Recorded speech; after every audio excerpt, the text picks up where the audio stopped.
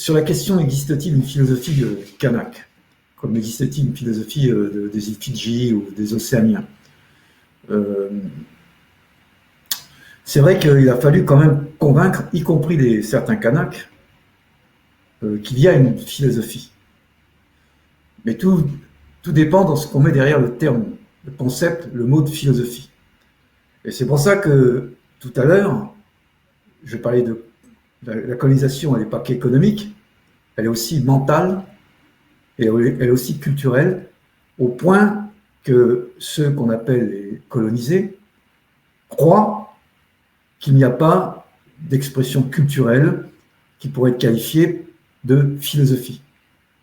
Alors, je vais expliquer ça en d'autres termes. Pour moi, il y a une philosophie kanak, et qui s'entend en deux termes, en deux facettes. Il y a celle que les ethnologues et anthropologues classifient de mythologie, de généalogie, qui est une vision du monde, une vision cosmologique, cosmique du monde, avec la place des êtres vivants dans un univers très hiérarchisé. Ça, c'est le sens classique de la philosophie.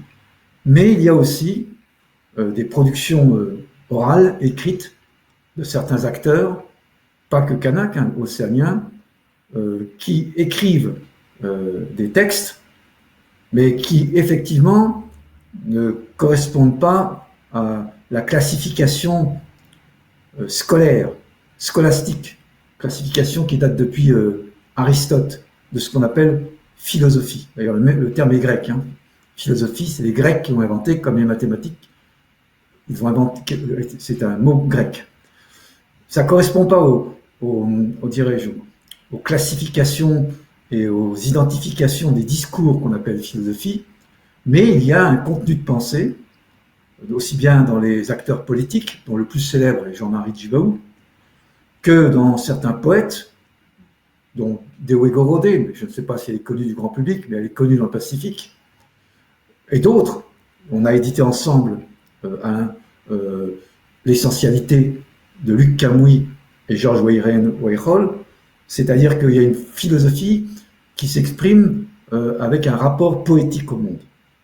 Et j'entends par poétique non pas simplement de la belle prose, de la belle écriture, une vision, une interprétation poétique de l'histoire. Alors ce que je veux dire, c'est qu'il y a bel et bien une philosophie kanak qui prend forme, qui prend naissance, et qui commence à faire irruption dans l'espace public littéraire. J'ajoute une chose, pour répondre encore de manière plus précise. Il ne faut pas perdre de vue que la Nouvelle-Calédonie, mais c'est pareil pour le Vanuatu, sans doute pareil pour Fidji, Samoa, Tonga, Wallis et Futuna, la Polynésie française, il ne faut pas perdre de vue que c'est des pays qui ont été colonisés, d'abord par la religion, ensuite par l'économie, par l'impérialisme, très tardivement, à peine 2 siècles. Donc le rapport à l'écriture, l'entrée dans l'écriture, pour les Océaniens, y compris les Kanaks, elle est très récente. Et donc, ce qui est entendu par le regard occidental, par philosophie, c'est tout ce qui est de l'ordre de l'écriture. Or, l'écriture, elle est très récente. Et il y a des premiers écrivains Kanaks qui ont des textes qui, pour moi, s'apparentent à ce qu'on pourrait appeler philosophie. C'est-à-dire une recherche du vrai, une recherche de la liberté, de se décoloniser mentalement, et une forme d'argumentaire qui n'est pas effectivement celle que l'université ou les lycées reconnaissent, mais qui est une forme qui mérite d'être reconnue. Alors, je réponds à la question, oui, il y a une philosophie kanak. Alors, la deuxième question, c'est en quoi est-elle utile pour comprendre aujourd'hui? C'était ça, C'était tout à fait. Alors, moi, je vais répondre de manière un peu plus... je vais peut-être choquer certains, mais bon, il y a dans la philosophie une part de provocation, je veux dire. C'est heurter l'opinion, le sens commun. Si vous regardez bien, à chaque fois qu'on parle de la Nouvelle-Calédonie, je parle des experts, qui sont sollicités par les médias ou qui sont sollicités par les organismes de recherche. Si vous regardez bien, vous trouvez aucun philosophe. À chaque fois, ce sont des juristes des anthropologues, des économistes, même des théologiens, mais de philosophie, de discours philosophiques qui essaient de conceptualiser, d'analyser, vous n'en trouvez quasiment pas. Et donc, par provocation, j'ai écrit des livres d'ethnologie, d'anthropologie, hein, parce que j'ai une thèse d'anthropologie en plus de l'agrégation de philosophie. Je ne dis pas ça pour les titres, je dis ça pour le fait que je connais le métier de l'enquête et des sciences sociales. Mais je me suis dit, en lisant et en écoutant tous ces experts, on va proposer une autre analyse. D'ailleurs, tout à l'heure, on parlera de politique, et je vous proposerai une analyse philosophique de ce qui se passe actuellement au niveau politique. Donc, il m'avait semblé intéressant d'entendre la voix ou les voix des discours kanaks du point de vue philosophique et qu'est-ce qu'ils peuvent nous apporter pour éclairer la complexité de la situation actuelle, qui est une situation pour certains coloniale ou post-coloniale.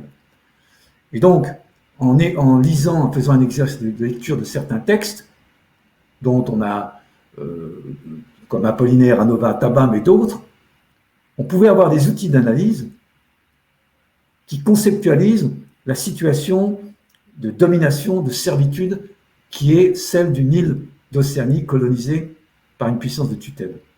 Et je pense que ces discours-là, je reprenais un petit peu ce mot qu'on attribue à Jean-Marie Djibaou quand il avait signé l'accord de Matignon en serrant la main à son adversaire d'hier, son ennemi d'hier, adversaire devenu adversaire politique, Jacques Lafleur, quand les militants du Kanak, nationaliste Kanak, lui avaient reproché d'avoir signé cet accord, ce qui lui a valu d'ailleurs la mort, hein, son assassinat, ainsi que lui, Yewene. Eh bien, il avait ce mot très concis, qui est d'ailleurs, on va analyser, parce que c'est une façon philosophique de s'exprimer. Il avait deux petits mots qui économisent la longueur du discours. On ne va pas sortir de la France par la grande porte pour revenir mendier par la fenêtre.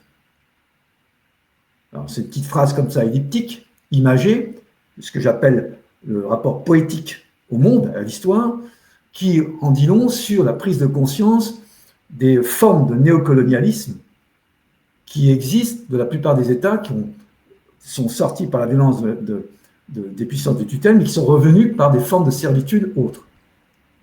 Vous voyez toute la phrase que je fais pour résumer. Et il avait une autre phrase, il disait « On fait le pari politique sur l'intelligence ». Mais je crois que très peu de gens ont compris ce qu'il a voulu dire. Hein. Faire le pari politique sur l'intelligence, ce n'est pas le pari politique de l'intelligence.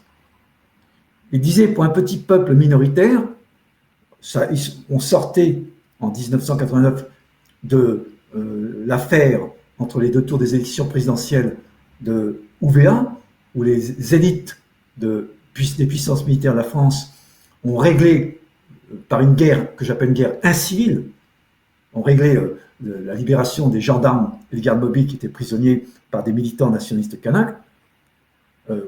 Djibaou n'est pas fou. Le peuple kanak, si puissant soit-il, ne fait pas le poids devant la puissance militaire. Donc la seule arme que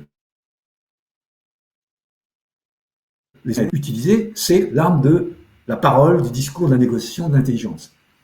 Et faire le pari politique sur l'intelligence, ça veut dire, est-ce qu'on peut sortir des situations classiques de rapports de force coloniaux autrement que par la guerre, par l'action physique, mais en construisant une souveraineté. Donc, je reviens sur mon propos, c'est que je reprends cette philosophie qu'il y avait chez Djibaou, de dire, est-ce que les outils intellectuels, les outils d'analyse, ne peuvent pas nous servir à sortir de cette impasse dans laquelle se trouve la Nouvelle-Calédonie encore aujourd'hui, pour la souveraineté et l'indépendance, mais avec quelle forme de souveraineté.